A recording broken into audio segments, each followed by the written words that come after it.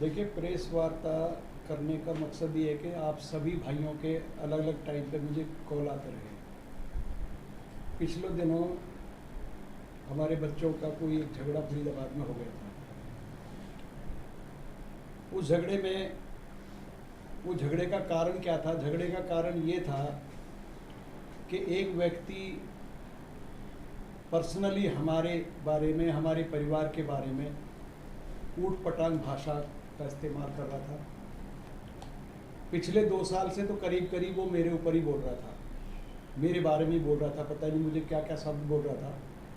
वो शब्द सब ने देखे हैं, मीडिया ने भी देखे हैं, अनेक व्हाट्सएप फेसबुक पे उसने चलाए हैं। और जिसने ये शब्द मेरे खिलाफ अपशब्दों का इस्तेमाल किया, उसके पीछे इस लोकसभा के बड़े नेता का हाथ है।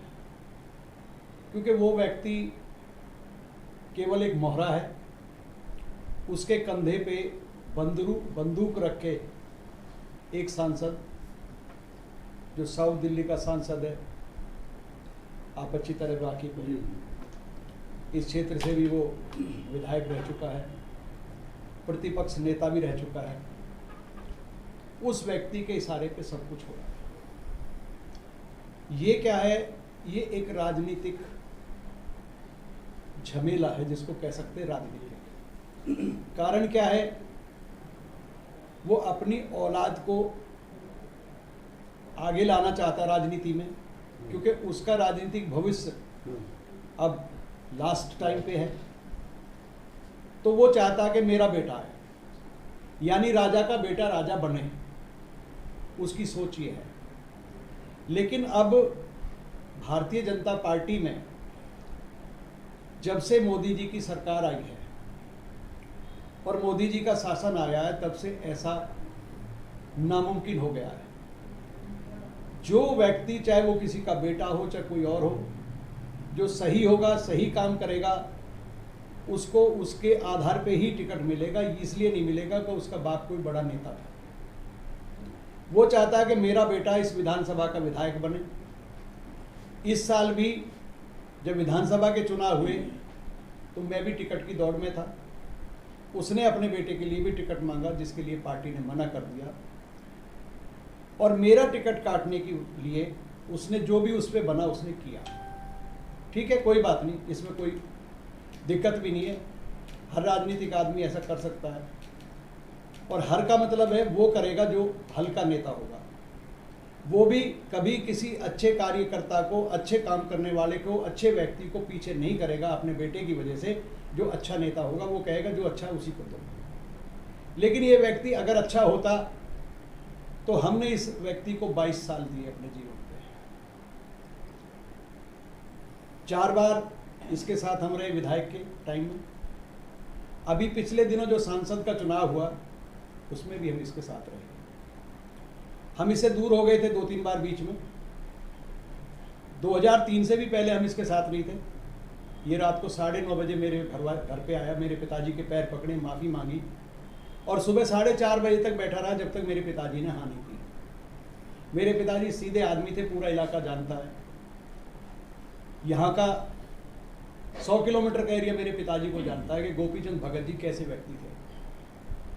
जबकि इसने हमें एक रात हमारे किसी झूठे केस में हमें फंसवाया था, हमारे ही परिवार के थ्रू। हम एक रात दोनों बाप बेटे लॉकअप में भी रहे थे। उसके बावजूद भी मेरे पिताजी ने जब ये घर पे दरवाजे पे आ गया और पैर पकड़ के माफ़ी मांग ली तो माफ़ कर दिया और इसको इसका साथ दिया। और ये 2003 में 436 वोट से जीत गया। जीतने के बाद ये फिर हमसे थोड़ा सा विमुख हो गया। फिर इसको ज़रूरत आई जब इसके चुनाव में, फिर हमारे पास आया, हम फिर दूर हो गए। यानी इसका जब काम पड़ता है तो ये पास आता है, और जब इसका काम निकल जाता है तो ये समझता है कि ये कोई ऐसे ही है। और इसके जन्मदिन की बात आई 1-2 बार बीच में, तो इसने कहा कि हमारे पास पैसा नहीं है, हम परेशान हैं, ये है, हमें जन्मदिन मनाना है, महेश अवाना जी ये प्रोग्राम आप संभाल लो। मैंने इसके जन्मदिन के भी पैसे दिए, खर्चा किया मैंने। इसके इलेक्शन में भी मैंने पूरा खर्चा किया 2020 के में। जब ये बीमार था तो इसका बेटा जानता है, इसकी पत्नी जानती है कि मैंने इनके लिए क्या किया होगा। एक शब्द है बहुत बुरा, खाके और उस करके कोई भूलता नहीं। इसने मेरा खाया है। मैं 2 बार पार्षद बना हूँ, केवल इसकी मेहरबानी से नहीं बना, मैंने पहले इसके ऊपर एहसान किए हैं। 2003 में 436 वोट से जब जीता ये, तो मैंने इसके लिए जी तोड़ मेहनत की। इसको पहले विधायक बना, तब मैं पार्षद बना। फिर इसको विधायक 2017 में भी मेरी पत्नी बनी। इसने मेरे से 50 लाख रुपए टिकट का लिया। रामवीर सिंह विधूड़ी नाम दे रहा हूँ, खुल के स्पष्ट कह रहा हूँ सबके सामने। 50 लाख रुपए मेरे से टिकट का लिया और 50 लाख रुपए इसने कहा कि मैं आपकी पत्नी को सेंट्रल जोन का मैं इसको चेयरमैन बनवाऊंगा। 50 लाख रुपए खा गया इसने, मिसेज को चेयरमैन नहीं बनवाया। 30 लाख रुपया इसने मेरे से मनोज तिवारी जी के नाम से लिया कि मनोज तिवारी जी को जरूरत है, उनको 30 लाख रुपए देना पड़ेगा। जिस दौरान मेरी पत्नी पार्षद का चुनाव लड़ रही थी उस समय पे 30 लाख रुपए लिया मैंने, इसके हाथ में 30 लाख रुपए दिया और वो पैसा इसने मनोज तिवारी के नाम से लिया। मुझे नहीं पता कि वो पैसा मनोज तिवारी को दिया या नहीं दिया, वो तो इसको पता होगा। जो सच्चाई है ये ईश्वर साक्षी है, ये मेरे गुरुजी हैं। मैं आपको स्पष्ट रूप से कह रहा हूं, इनसे बड़ा मेरे लिए कोई नहीं है। माता पिता पहले गुरु, उसके बाद जिनसे दीक्षा ली वो गुरु, और ये दुनिया के गुरु। ये भगवान राम की फोटो है। अगर मैं झूठ बोलूंगा, मेरा एक शब्द भी झूठ नहीं होगा। जिस दिन मैं झूठ बोलूंगा उस दिन मैं कहता हूं परमात्मा मुझे अपने पास बुला ले, खत्म करे मेरी जिंदगी। मैं इतना कहना चाहता हूं। इसके बाद में इसने एक चेले को लगा रखा है इस क्षेत्र में, जो थाने का बीसी है, जो लोगों को लूटता है। जब मेरे पास शिकायत आई तो मैंने इनके बेटे को भी कहा कि भाई इस तरह से ये अरुण राय लोगों से पैसे मांग रहा है। उसके बाद में मैंने रामवीर विधूड़ी को भी बताया, लेकिन उन्होंने मेरी बात को आई गई कर दिया और उल्टा मेरे से नाराजगी शुरू कर दी। उसके बाद 2022 में मैंने SHO, DCP और कमिश्नर तीनों को कंप्लेंट दी, कोई जवाब नहीं मिला। उसके बाद मैंने कंप्लेंट की, ये मेरे पास सारी कंप्लेंट रखी हैं टोटल। जब पुलिस ने कुछ नहीं किया तो मैंने LG को कंप्लेंट की। सिद्धार्थन जी जो प्रदेश में थे उनको कंप्लेंट की, रिटर्न में कॉपी दूंगा आपको। उसके बाद मैंने गृह मंत्री को कंप्लेंट दी, अमित शाह जी को। उसके बाद मैंने JP नड्डा जी को कंप्लेंट की। उसके बाद मैंने प्रधानमंत्री जी को भी कंप्लेंट करी। ये सारी कंप्लेंट मेरे पास रखी है, ये सबको दिखाऊंगा, सारी दिखाऊंगा। ये टोटल कंप्लेंट है, मेरे लेटर हेड पे है, कोई चोरी नहीं है।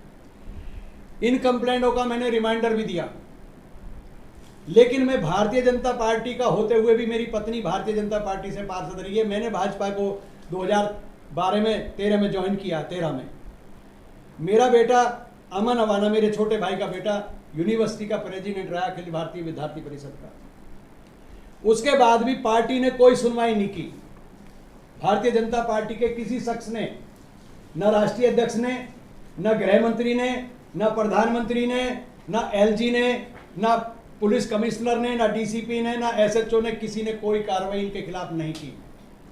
मेरी कंप्लेंट ठंडे बस्ते में डाल दी गई। ये कंप्लेंट मेरे पास है, किसी भाई को चाहिए फोटो इसकी ले जा सकते हो, आप डाल सकते हो। ये कंप्लेंट करने के बाद फिर इन लोगों ने मेरा पूरी तरह से पीछा करना शुरू कर दिया।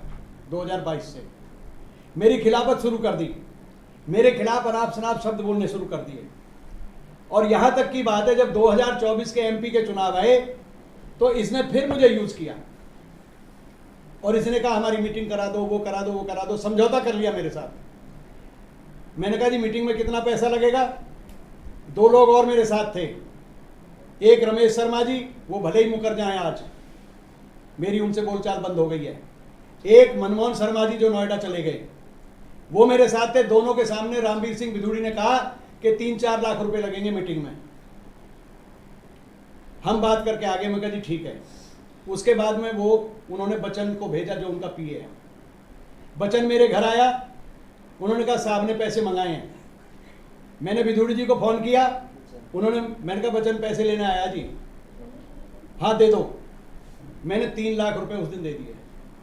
वो 3 लाख रुपए लेके चला गया। 3 लाख रुपए लेने के बाद में दूसरे दिन फिर फोन आया कि साहब ने 2 लाख रुपए और मंगाए। इसी चुनाव में, एमपी के चुनाव में 2024 में फिर बच्चन आया, फिर बच्चन को मैंने 2 लाख रुपए दिए। और वो 2 लाख रुपए कहाँ से आए?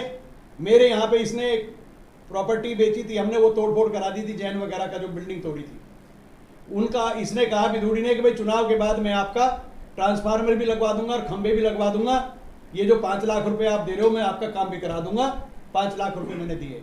उसके बाद मैं मंदिर प्रकोष्ठ का प्रभारी हूँ साउथ दिल्ली का। मैंने इसकी मीटिंग कराई पुजारी मंदिर प्रकोष्ठ की। मंदिर प्रकोष्ठ में मेरा करीब 4.5 लाख रुपए नेट लगा। मेरे फार्म पे सबका खाना पीना मीटिंग मैंने कराई। उसमें ये नहीं आया था, इसका बेटा आया था सुरेंद्र। ये सब कुछ करने के बाद मैं इनके साथ रहा। 10 लाख रुपए मेरा खर्चा भी हुआ। उसके बाद चुनाव जीतने के बाद वो कहता है कि आपने हमारा साथ नहीं दिया, जो आदमी 10 लाख रुपए दे रहा है। उसके बाद में इसका जो चेला है, जिसके कंधे पे ये बंदूक रख के चलाता है, बंदूक यही चलाता है या इसका बेटा चलाता है, लेकिन बंदूक यही चलाते हैं और उससे बुलवाते हैं। उल्टा भाषा इनकी होती है लेकिन आवाज उसकी होती है। डालता पोस्ट वो करता है। उसने पोस्ट मेरी बेटियों के बारे में, मेरी बहुओं के बारे में, मेरे परिवार के बारे में बोलना शुरू कर दिया। हम कहीं रिश्तेदारी में चले गए, मैं एक कड़वा सत्य बोल रहा हूं, मैंने कहा ना भगवान साक्षी है मेरा। हम कहीं रिश्तेदारी में चले गए, मैं भी, मेरा छोटा भाई भी, और 2 रिश्तेदार थे हमारे। कहीं हमारे रिश्तेदार की रिटायरमेंट थी, मौसम विभाग में काम करते थे, सतपाल दाईमा, जो मिलकपुर गांव के रहने वाले राजस्थान के, उनकी हम उसमें गए हुए थे। पीछे बच्चे हमारे भी, रविंदर जो पार्षद हैं जिनकी पत्नी, उनके उसमें हमारे बच्चे भी गए थे और ये अरुण राय भी और उनके बच्चे भी वहाँ थे। वहाँ इन बच्चों का आपस में कोई झगड़ा हो गया, मार पिटाई हो गई आपस में। ये सच है और मैं कभी झूठ बोलता नहीं। वहाँ क्या हुआ क्या नहीं हुआ ईश्वर साक्षी है। हमें, मेरे भाई को, मेरे परिवार को, किसी को नहीं पता था। अगले दिन हमें 11 बजे पता चला कि इस तरह की कोई कहानी हुई है, कोई झगड़ा हुआ है, कोई मारपीट हुई है और वो अरुण राय के लड़के को चोट भी लगी। ये मुझे पता चला, ये सच है। आप बताइए, जिस तरह की भाषा का इस्तेमाल मेरे परिवार के बारे में किया। मैं नया लेटेस्ट बताता हूं। अभी बसंतपुर के पास ठेके पे एक मर्डर हुआ है। वो क्यों मर्डर हुआ है? वो इसी तरह की भाषा, जिसका मर्डर हुआ, इसी तरह की भाषा का इस्तेमाल उन लोगों के खिलाफ करता था। लेकिन मेरा परिवार ऐसा नहीं है, मेरा सिद्धांत ऐसा नहीं है कि मैं किसी को मारूं। अगर मुझे मारना होता तो 2 साल से मैं झेल रहा था, इस सबको, इस दुख को झेल रहा था। लोग मुझे क्षेत्र के फोन कर रहे थे कि भाई क्यों गूंगे मन के बैठे हो, क्यों पीछे हाथ करके बैठे हो, आप इसका इलाज क्यों नहीं करते? मैं कहा भाई इसका इलाज परमात्मा करेगा, हम इस टाइप के लोग नहीं हैं। लेकिन बच्चों ने आवेश में आके, जब किसी की बहन बेटी के बारे में बोलोगे इस बात को लेकर के, तो महाभारत हो गई थी भाई। मैं तो कोई छोटा सा इंसान हूं, मेरे बच्चे तो कुछ भी नहीं है। इसको लेके तो इतना बड़ा विद्वान, ब्राह्मण विद्वान रावण मारा गया। इससे ज्यादा मैं आपको क्या मिसाल दूं? औरत, बेटी, बहन, बेटी, बहू, इज्जत के पीछे तो बहुत दुनिया लुट जाती है। उसके अलावा हमारे बेटे के साथ एक दूसरी लेडी संबंध के साथ रहने लगी, बच्चे हुए उसके, हम एक्सेप्ट करते, हमारे बच्चे हैं दोनों। उसको भी इसने अपने जाल में फंसा के अपने साथ लगा लिया। आजकल वो भी अरुण राय के साथ घूमती है। अनेकों आईडी बना रखी है, अलग अलग फेक आईडी बना रखी है आदमियों के नाम से। हमारे बारे में नाप शनाप बात बोलती है। आपने देखा भी होगा, उसका चल भी रहा है, वीडियो डाल रही है, मेरा बच्चा छीन लिया, मेरा फलाना कर लिया, ठिकाना कर लिया। उसको भी इसने यूज किया मेरे टिकट काटने में, रामवीर सिंह विधुड़ी ने। मैं नाम लेके इसलिए बोल रहा हूं कि लोगों को ये ना रहे कंफ्यूज कि भाई कौन नेता, कौन आदमी। नाम मुझे लेना पड़ेगा, मजबूरी है मेरी, मुझे लेना पड़ेगा नाम।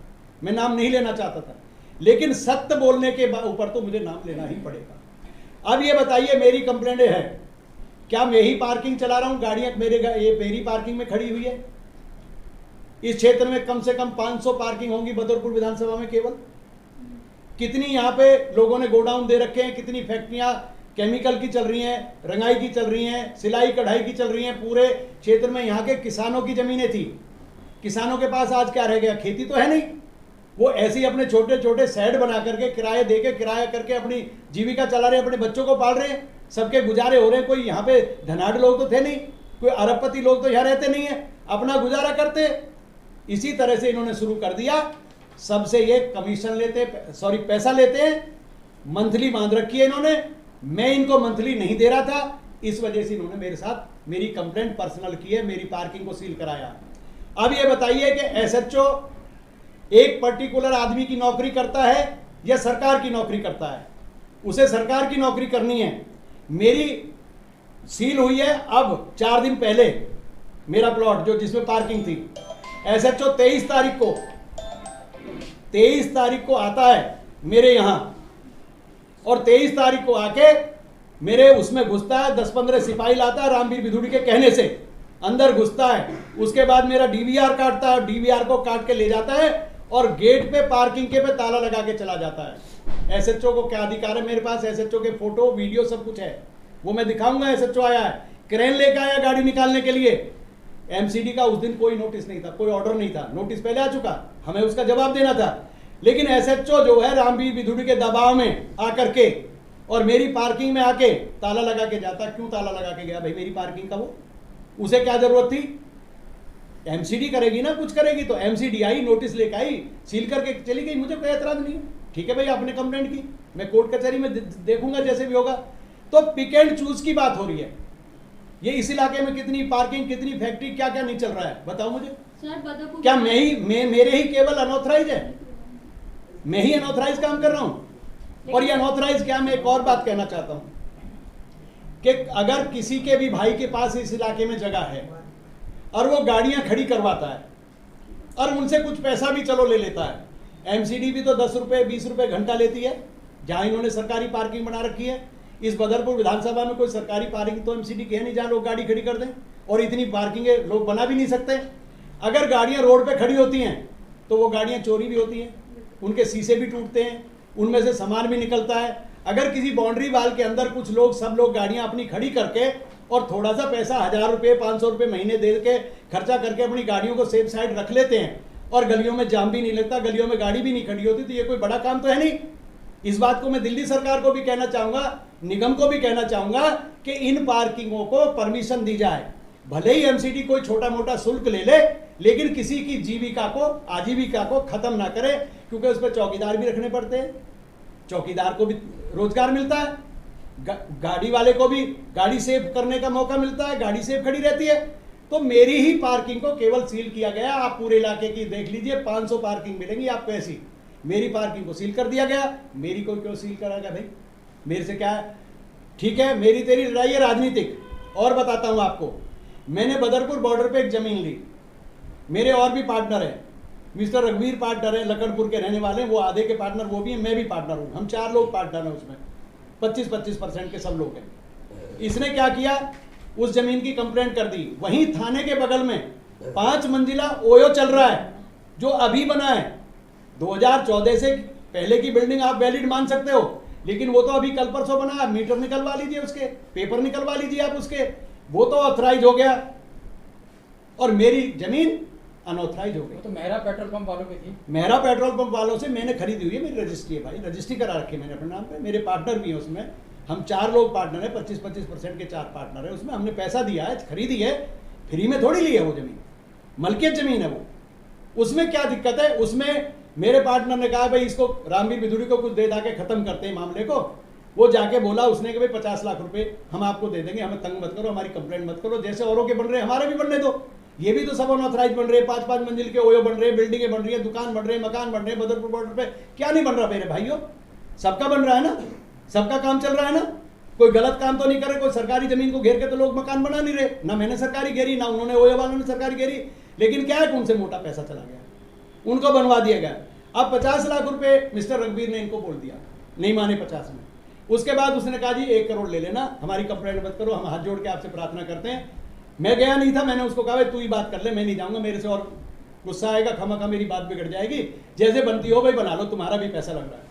उसके बाद आज मेरी सुबह जब उनसे बात हो रही थी, अब तक तो मैं समझ रहा 1 करोड़ ही बोल के आया वो आज कह रहा था मैंने चलते टाइम भाई 1.5 करोड़ भी बोल दिया रामवीर बिधूड़ी को। 1.5 करोड़ में भी ये माना नहीं, वो अपने घर चलाया, कह लगा भाई साहब ठीक है, हम अपनी जमीन को पड़ी रहने देंगे, हम बढ़ाएंगे ही नहीं, जब कभी बनेगी बन जाएगी। उसने पता है क्या डिमांड की है?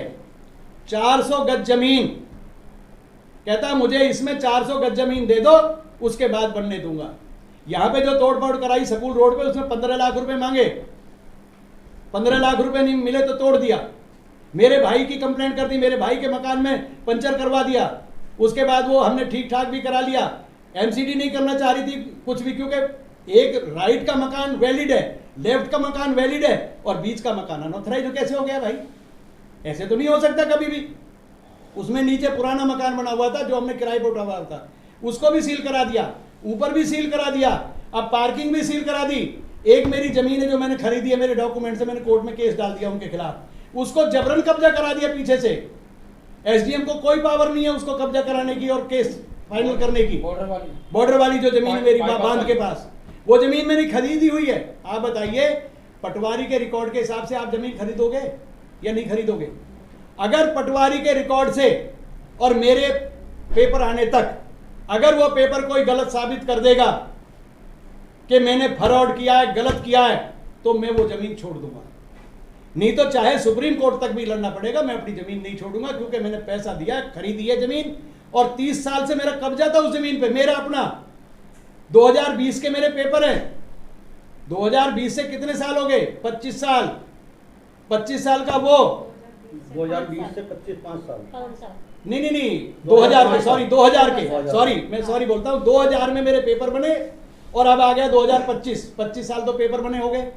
उससे पहले 1983 में जो उस जमीन का ऑनर था, जिसको जीपीए दिए गई थी, जिसको रेजुलेशन पास करके दिया गया था, उमेश बख्शी उनका नाम था, उनसे मैंने अटॉर्नी ली। उस जमीन को ग्राम सभा में वेस्ट हो चुकी थी, वो उसको डीवेस्ट कराया, उसका भराव करवाया, उसमें चारों तरफ से चद्दर लगा के फेंसिंग की, उसमें मेरी पार्किंग थी। 25 साल से तो मेरा वैसे ही कब्जा हो गया जब मैंने पैसे दे दिए। और उससे पहले 83 से मैं उसका केस लड़ रहा था, तो उससे पहले भी मेरी देखरेख में थी वो जमीन। तो वो जमीन सरदार की कैसे हो गई? क्या था, एक रेजुलेशन हुआ, उस रेजुलेशन में उस आदमी को, उमेश बख्शी को, उन 3 लोगों ने साइन कर दिए कि भाई हमारी तरफ से ये उमेश बख्शी साइन करेगा। जो भी जमीनें उस क्षेत्र में बिकी हैं सब उमेश बख्शी ने बेची है। जिसने अपनी डायरेक्ट बेची, जो कंपनी के नाम थी, वो उमेश बख्शी ने बेची है।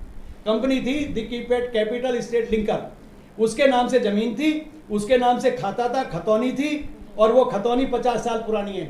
जब वो जमीन खरीदी तब से कंपनी बनी हुई है। 1983 में रेजुलेशन पास हुआ, 82 में, 82 के रेजुलेशन के हिसाब से उमेश बख्शी उसका मालिक बनाया गया, बेचने का, करने का, काम देखने का सब कुछ उसको दिया। उससे मैंने एसपीए ली, एसपीए से मैंने केस लड़ा एसडीएम कोर्ट में, उसको डीवेस्ट कराया, डीवेस्ट करा के फिर 2000 में मैंने पेपर कराए। मेरे नाम पेपर है, मेरे नाम कब्जे का पेपर है, सब कुछ है, पोजेशन लेटर है, रसीद है, पावर ऑफ टर्नी है, एग्रीमेंट टू सेल है, एफिडेविट है, सारे पेपर मेरे पास हैं। और इसने क्या किया, हमारे बच्चों का झगड़ा हो गया, हम इधर उधर अपने उसमें लग गए भाग दौड़ में। इसने पीछे से एक्स पार्टी करा के और एसडीएम से मिलकर एसडीएम पे प्रेशर बनाया पूरा, क्योंकि आज ये सांसद है भाई। में एमसीडी से कोठी पास हो रही है, उसमें स्वीकृति पत्र है उसका, मैं आपको मोबाइल में भी उसकी फोटो दूंगा, आपको लेके जाना। स्वीकृति पत्र 1977 का। जब वो स्वीकृति पत्र कब बनता है, उसके 200 मीटर के दायरे को चेक करती है एमसीडी कि यहाँ कोई और प्लान तो नहीं है, गवर्नमेंट का कुछ है तो नहीं, कुछ कोई कारण तो नहीं है। उसके बाद किसी के मकान का नक्शा पास करती है। नक्शा पास करा के कोठी बनी हुई है। 2.5 एकड़ का ये फार्म हाउस था, जिसमें से लगभग हमने जो जमीन खरीदी वो 4800 गज जमीन हमने उसमें से खरीदी, 4900 गज, 4900 गज जमीन खरीदी। 3100 गज जमीन मेरे पार्टनर के नाम से है, उमेश बख्शी के नाम पे, जिसमें गाड़ी खड़ी है। और ये जमीन जो 1800 गज है, 1800 कुछ गज है, ये मेरे नाम पर है और कोठी बनी हुई है, नक्शा पास है। उसको कहते हैं, मैं एसडीएम बोलती है ये सरकारी जमीन है, तुमने सरकारी जमीन पे कब्जा करा है। मलकियत जमीन को सरकारी बता रहे हैं, और जिसने मुझे बेची वो भी जिंदा है आज, वो भी आज जिंदा है। अरुण बत्रा नाम है उनका, यहीं रहते हैं डिफेंस कॉलोनी में। उनके पिताजी का नाम केएल बत्रा था, जो अब नहीं रहे। अरुण बत्रा के नाम है, अरुण बत्रा के नाम कोठी पास हुई, अरुण बत्रा के नाम फार्म हाउस पास हुआ, अरुण बत्रा के नाम से वो जमीन है जिससे मैंने खरीदी है। उसको एसडीएम कहती है तुमने सरकारी जमीन पे कब्जा किया हुआ है। एसडीएम किसके कहने से बोल रही है? पटवारी ने गलत रिपोर्ट दे दी, मोड़बंद का खसरा नंबर बता दिया कि वो तो एनटीपीसी में गई हुई है जगह।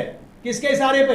पटवारी कह रहा है कि उसका कब्जा था सरदार का। सरदार का कब्जा कहां से हो गया जब मेरा कब्जा था? मेरे पास फोटोग्राफर है, सब चीज़ है। मैं ए टू जेड चीज़ मैंने कोर्ट में केस डाल दिया है, सेशन कोर्ट में केस डाल दिया, इसलिए मैंने।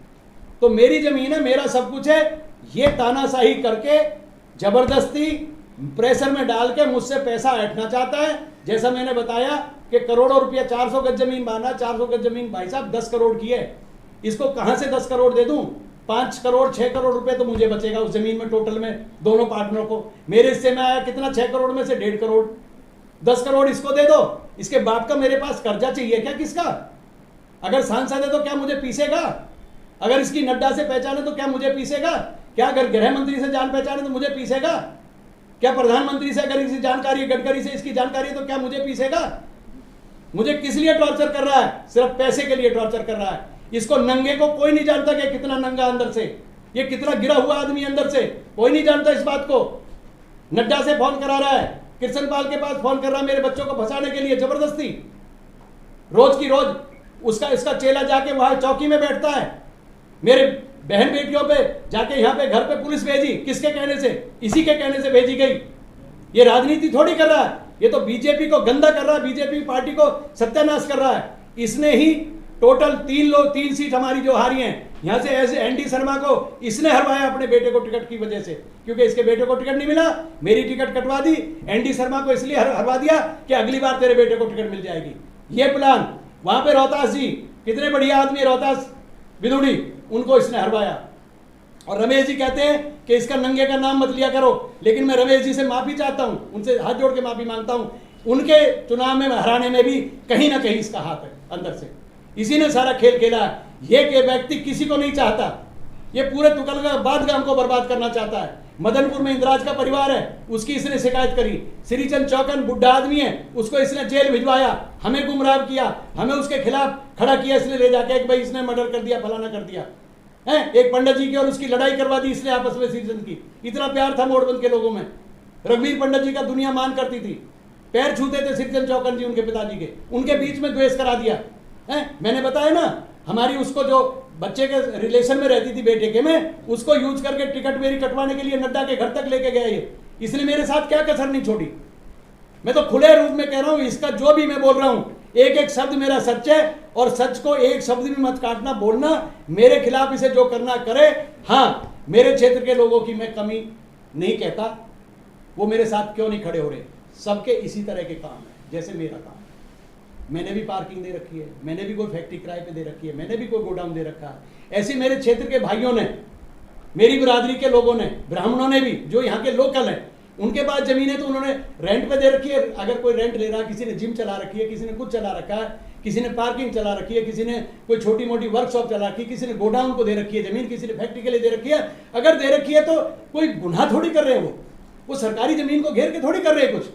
तो मैं ये कहना चाहता हूं दिल्ली सरकार से भी और एमसीडी से भी, मेयर साहब से भी और सीएम साहब से भी और एलजी साहब से भी, कि ये जितनी भी पार्किंग चल रही हैं, जिनको एमसीडी अनऑथराइज कर रही है और अनऑथराइज के नाम पे ये पैसे मांगते हैं, ऐसे लोग जो हमारे यहाँ के सांसद हैं पैसे उगाते हैं, इस सब चीज को खत्म करने के लिए, भ्रष्टाचार खत्म करने के लिए एमसीडी कुछ शुल्क लेके इन पार्किंगों को वैलिड कर दे कि भाई आपके पास जगह है तो आप लोगों को, जो लोग बाहर से आके बसे हैं, उनको पार्किंग की सुविधा दें और गाड़ियां रोडों पे ना खड़ी रहे। पुलिस को भी कितना बड़ा फायदा हुआ इन पार्किंगों से, चोरी कम हो गई। आज चोरी नहीं होती है, नहीं तो डेली के डेली की गाड़ी रोड पे खड़ी होती थी, किसी का बैग चुर रहा है, किसी का कोई बैग चुर रहा है, किसी का कोई स्टेपनी चुर रही है, रोज चोरियां की शिकायत पुलिस को जाती थी। क्या पुलिस को राहत नहीं मिली इस काम से? मैं भी मानता हूं पुलिस का इतना बड़ा दोष नहीं है, क्योंकि जब बड़े नेता पुलिस के ऊपर प्रेशर बनाएंगे, पुलिस को प्रेशर देंगे, डीसीपी को प्रेशर देंगे, एसीपी को प्रेशर देंगे, वो एसएचओ को प्रेशर देंगे, तो वो तो बेचारे मजबूरी में आके खड़े होंगे ना, फिर तो इनकी नौकरी करेंगे, क्योंकि उनको नौकरी करनी है। अगर उनको वो उनके कहने से नहीं चलेंगे तो उनको कहीं ना कहीं सस्पेंड करा देंगे ये लोग, रामवीर विदुड़ी जैसे लोग सस्पेंड करा देंगे पुलिस वाले को। पुलिस वाले क्या कर रहे हैं? पुलिस वालों की मजबूरी बन गई है, एमसीडी की मजबूरी बन गई है। कोई एमसीडी वाला, कोई पुलिस वाला नहीं चाहता कि आपका नुकसान करे। नुकसान कौन करा रहा है? ऐसे लोग जो पैसे उगाते हैं, जो पैसा खाते हैं। मेरे से करोड़ों रुपए मांगता, 10 करोड़ कहां से दे दूं भाई?